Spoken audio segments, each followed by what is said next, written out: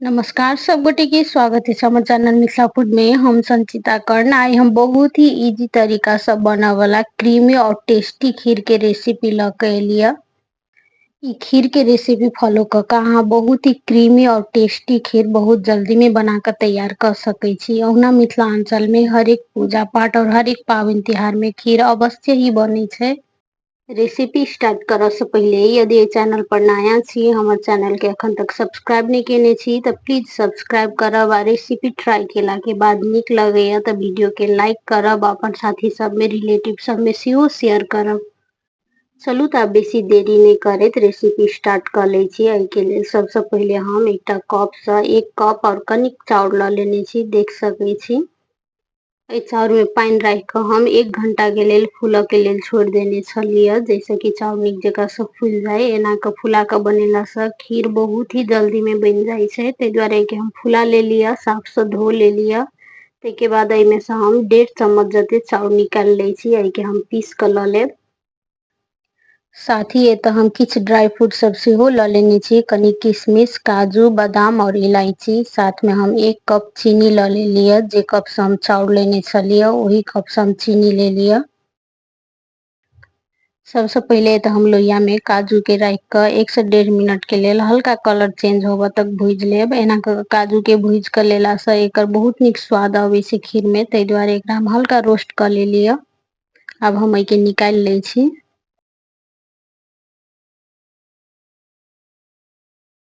अब हम एहि में 1 चम्मच घी राख के चाउर के भूज लै छी, जे चाउर हम खीर के लेल फुला के पहले से रखने छलिए। चाउर के हम 3 से 4 मिनट के लेल नीक जगह से भूज लेब।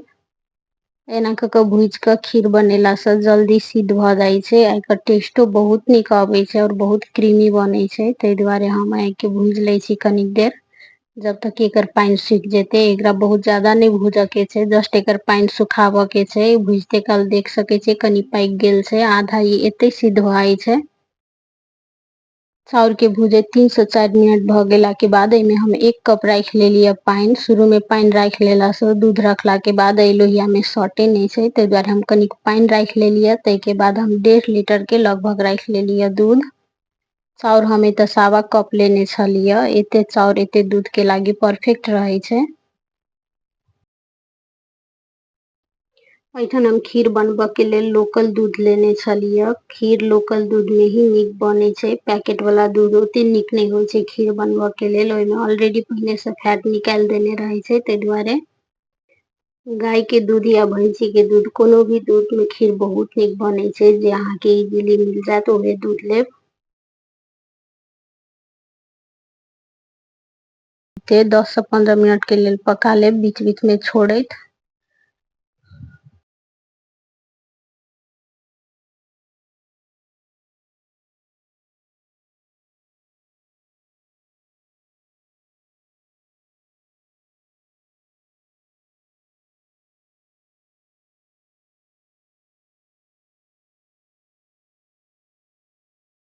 जाबे इम्हर खीर बरकै छै ताबे हम ई ड्राई फ्रूट सब के छोट छोट टुकड़ा में काट के ल लै छी। एहि के चाहू त मिक्सी में पीस के भी ल सकै छी। एतो हम एकरा छोट छोट पीस में काट लेलिए। ओना ई ड्राई फ्रूट खीर में ऑप्शनल छै, अहाँ के नहीं पसंद अइ त अहाँ एकरा स्किप भी क सकै छी। कते आदमी के ई पसंद नहीं रहे छै। तखन जे हम चाउर में से 1.5 चम्मच निकालने छलिए चाउर, से चाउर और भूजल वाला काजू ध के एके पीस लेलिए कनी दूध राख के। खीर के पकैते त 10 मिनट जते भ गेल छै। खीर के हम एते चलैबते 5 से 7 मिनट के लेल आरो पका लेब निक जगह से, जब तक जे एकर चावल नहीं निक जगह से सिद्ध भ जेते। एके हम साइड साइड से निक जगह से चला लेब, जैसे कि एमे का लागल डाढ़ी सब खीर में मिक्स भ जाय। एना के बनेला से खीर बहुत टेस्टी बनै छै।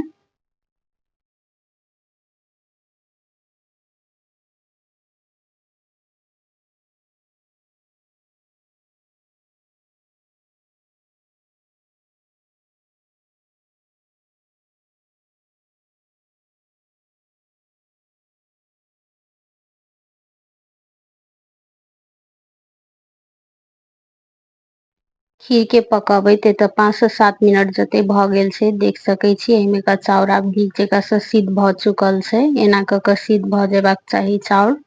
ताहिके बाद जे हम पीस कर रखने छलियै काजू और चाउर के जे लिक्विड छलैया से हम राखि लै छी। ई रखला के बाद खीर और भी ज्यादा क्रीमी भ जाइ छै। ई रखैत के साथ खीर गाढ़ा भ जाइ छै। एकरा हम कंटिन्यू चलैबते पका लेब, ऐठन छोड़ऽ के नहीं छै, नहीं तऽ ई गिलठिया जाइ छै। ताहि दुआरे के हम कंटिन्यू चलैबते 1 मिनट के लेल आरो पका लै छी।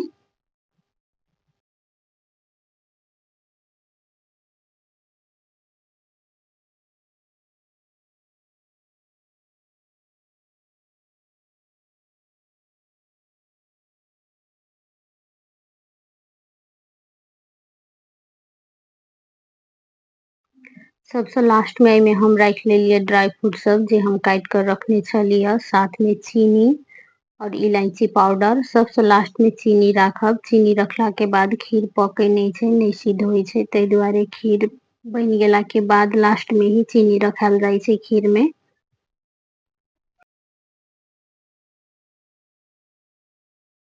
ऐठन हमर खीर बन के तैयार भ चुकल छै, देख सकै छी। देखते कते क्रीमी लाग रहल छै, ई खाहो में ओतबे टेस्टी बनल छै।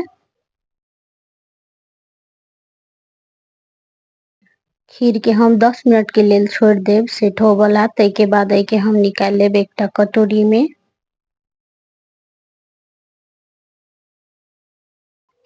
ई खीर के रेसिपी एक बेर जरूर ट्राई करब। आ केहन बनल अहाँ सबके खीर से हमरा कमेंट बॉक्स में जरूर बताएब।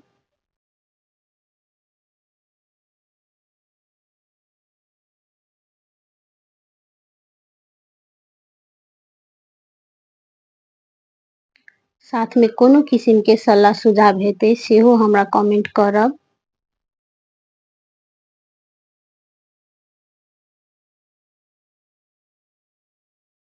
यदि खीर के रेसिपी नीक लागल हैत, अहाँ सबके लेल कनिको यूजफुल रहल हैत तऽ वीडियो के लाइक करब, अपन साथी सब में सेहो ई रेसिपी के शेयर करब। ई वीडियो के लास्ट तक देखऽ के लेल सब गोटे के बहुत बहुत धन्यवाद। आब हम फिर से भेटी छी दोसर वीडियो में दोसर रेसिपी के साथ।